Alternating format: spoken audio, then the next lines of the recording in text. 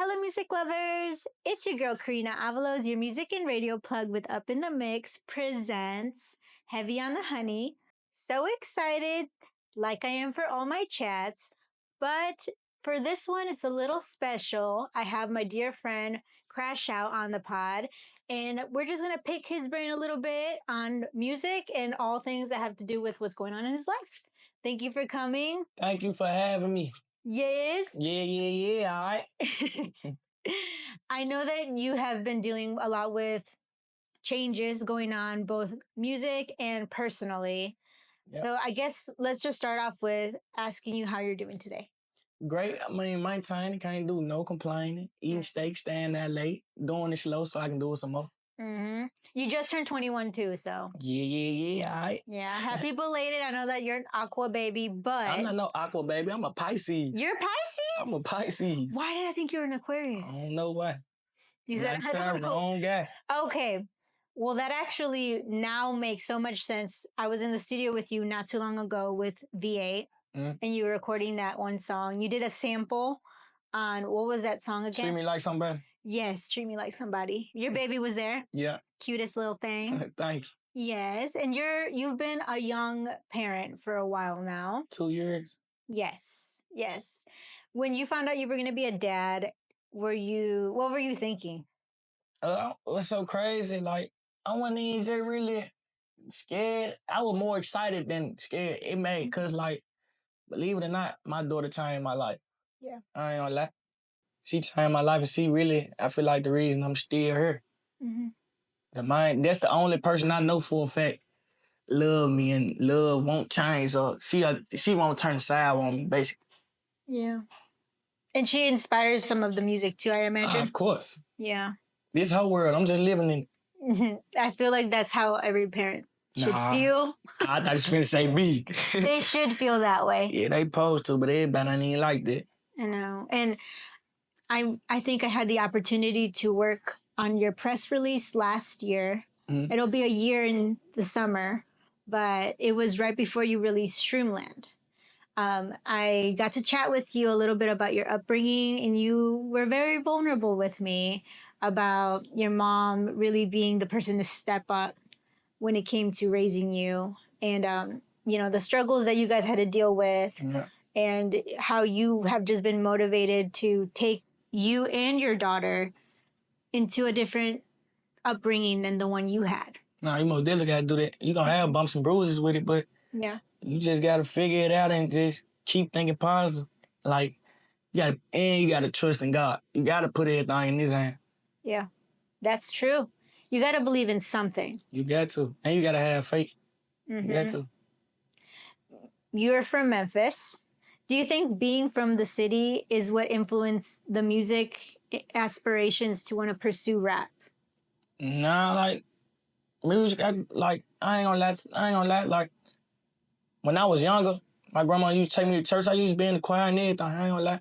I used to know how to sing. Well, I still know how to sing, but, and then after that, as I got older, like, my mama, my little brother and them daddy, my uncles was doing music, but I wasn't paying it no mind. Then my little brother and them daddy, he was doing music. And then my mama last baby daddy, he was doing music.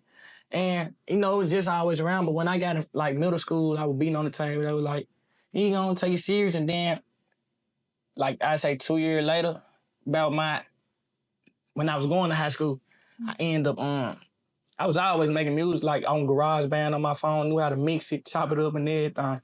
But it ended up, long story short, my uncle ended up taking me to the studio just for one song. Because I ain't gonna lie, my mom was so hard on me, she already knew I was bad.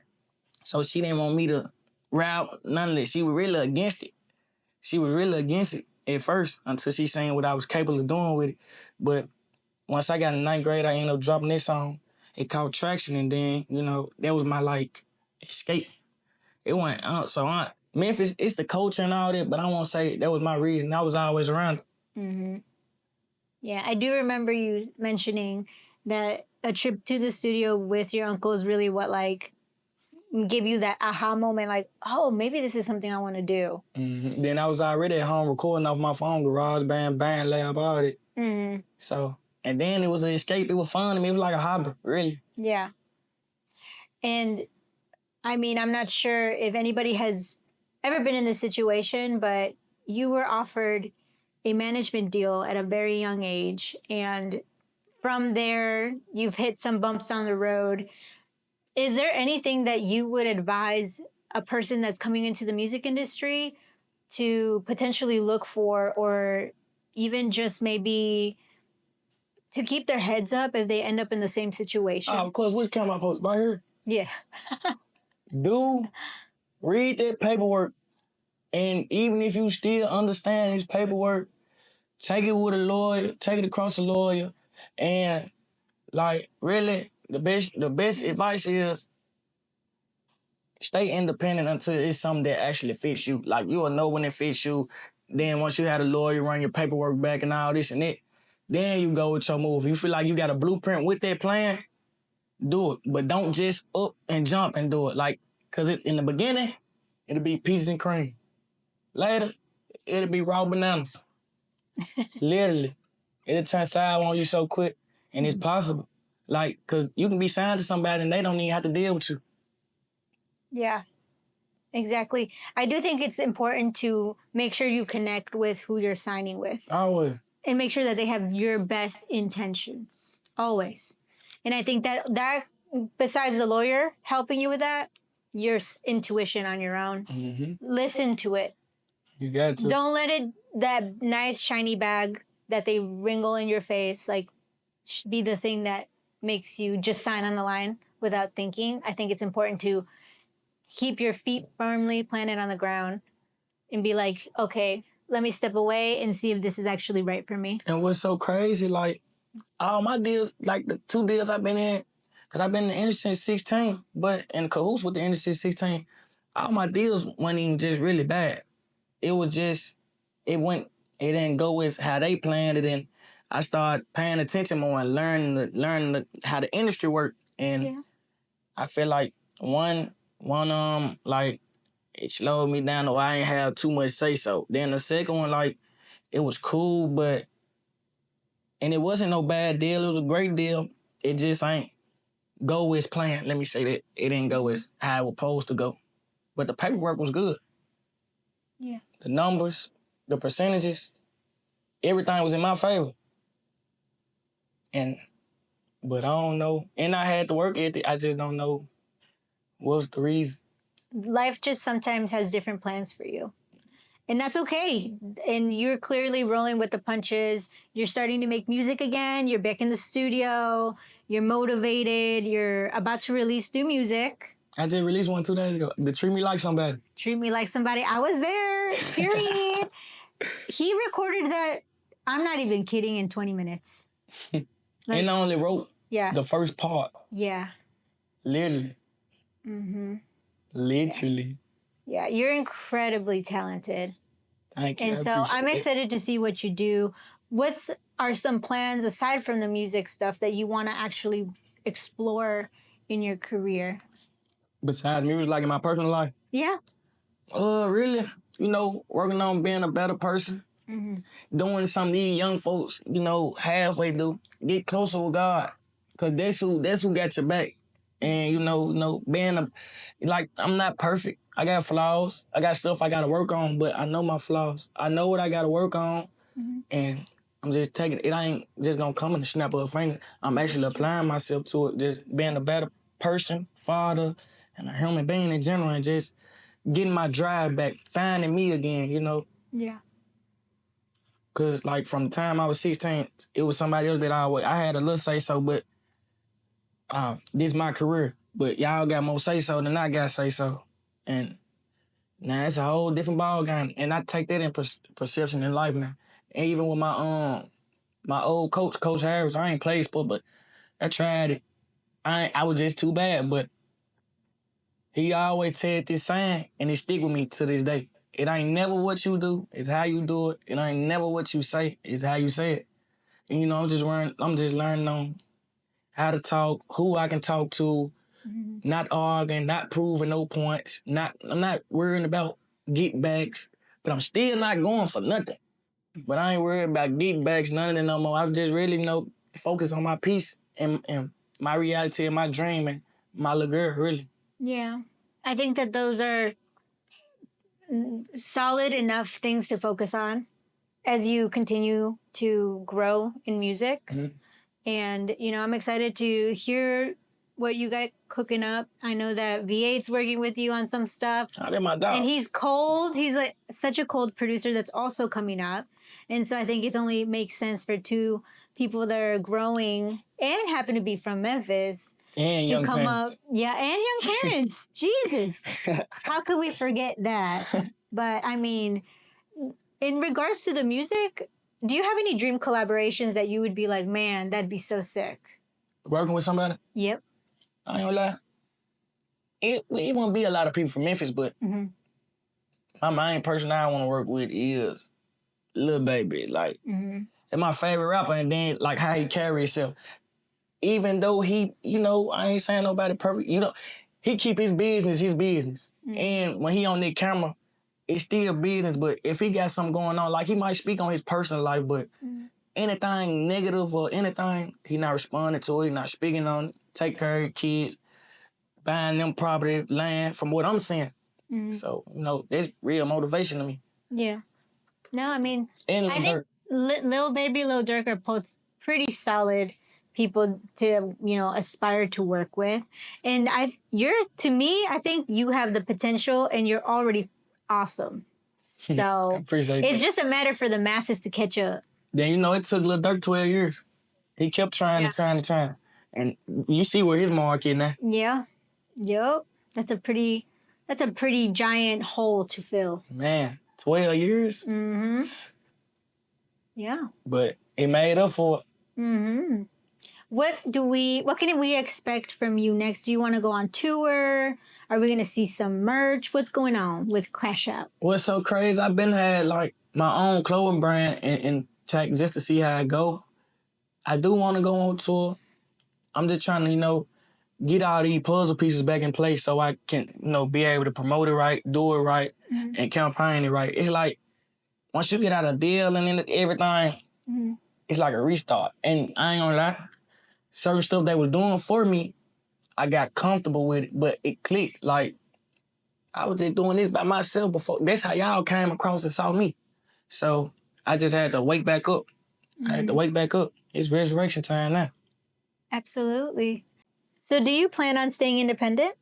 Man, I don't have no problem with it, but this time if I do come across some paperwork, I'm gonna do my homework. I'm gonna not be too quick to force it. I'm not gonna rush it. Even if it look good, sound good, I'm gonna just, even if it's something I gotta negotiate, try to negotiate it and figure something out. If it's the best fit for me, because you can go to a label that it's a whole bunch of artists. Yeah, they might be doing their thing right now, but they gonna have to piece up and take the time out for you. You might not get more attention or more time than you know you need or what you're supposed to be doing because the label's already big. It's different things, but I don't care about being independent. It's just gonna make me go harder. Yeah. Until that time do come, if it do come, it gots to be the right decision. Well, that's the give and take of like if you do sign to a major, right? Which is what everybody wants. But they don't consider that what you just said. They have a roster of people that they also have to take care of. And sometimes, even if you don't expect it because you're doing so good one season, maybe one season you're not, and then you get, you know, a little bit shelved, not necessarily like where they don't let you release music, but you're not a priority. Exactly. Because there's always high priority earners with a company. And so they will put their backing in there, their effort. But we never know until you're in the situation. Exactly. And I done seen, I ain't just say necessarily experienced it, but I done seen it. Yeah. I done seen it. Because I ain't just been signed to nobody that just had a big old roster and just try to pay this more attention and get him this attention. Or, he ain't made this good music enough, or he ain't made enough money, or he ain't got enough streams. I ain't never just been in that predicament, but I done seen other people been in that predicament. Yeah.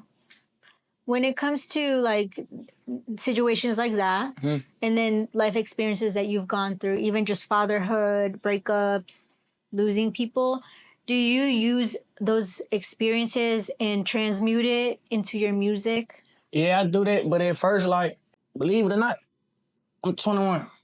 When my brother Jizzle Bugs died, my baby was on the way. It gave me a whole perception, like it gave me a whole different perspective, my bad. Whole different perspective on life, like, and I started paying attention and observing what I was around and what I was bringing myself around. Not even necessarily violence, even the people in their energy. Like, I just looked at it like, got real love for them, just not on time. They not on my time. Like, I've been in the street since 14, 15 years old. And I always, even when I was doing it, I never carried myself like them. I never did that. And I just came to no conclusion. Like, I washed my hands with it because streets don't got expiration date on it. And it's two places you're gonna be, dead and in jail. But I used to, I ain't gonna say all like mad at the world. I used to be like, why? Why I'm stuck like this? Why I'm going through this? But now I look at it like it's a reason behind it. And as long as you keep thinking negative, negative gonna come. And certain things like you can love it to death, you can love the person to death, you can love the hobby to death. But once it's draining you, you gotta separate yourself from it. And sometimes you need this separation to lock in and relearn yourself. Yeah. I mean, you're exactly right. I think a lot of people can resonate with what you just said.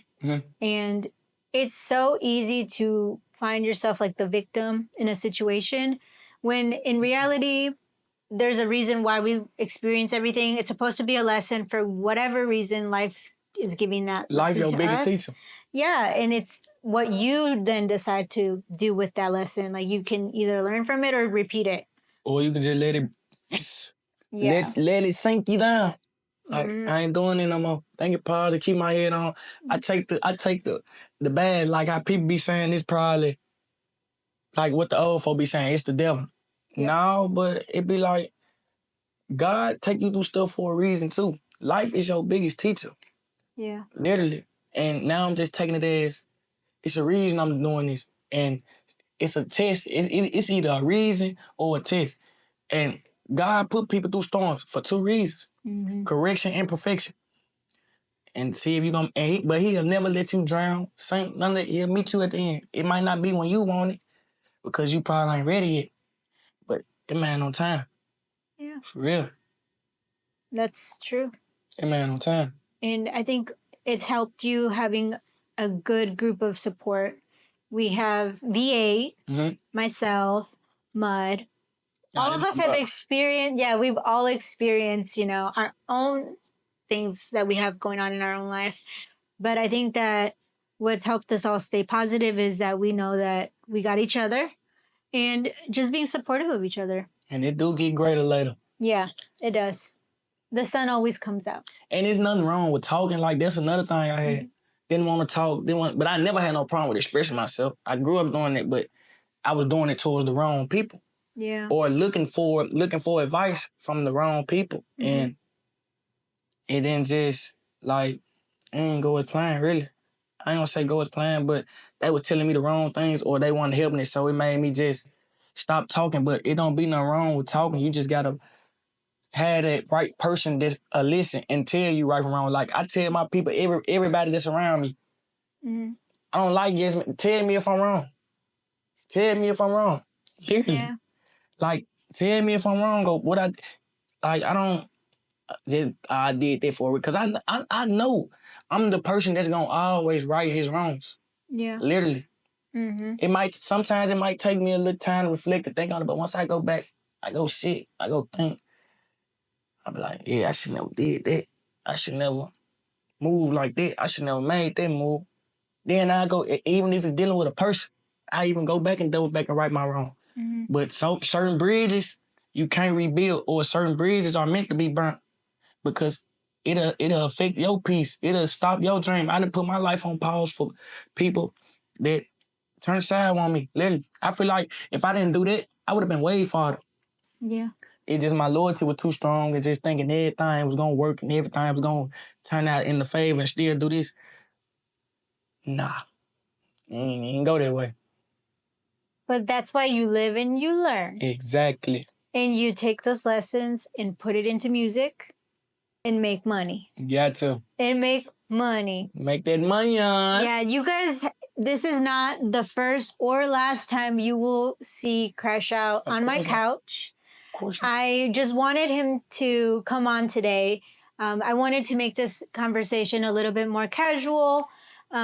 But I hope that you guys have enjoyed our conversation and the nuggets of knowledge that he's dropped on us today, even myself. Thank you for coming on. I appreciate you for having me. I appreciate you. Yeah, all right. This is your girl, Corina Avalos, your music and radio plug with Up in the Mix.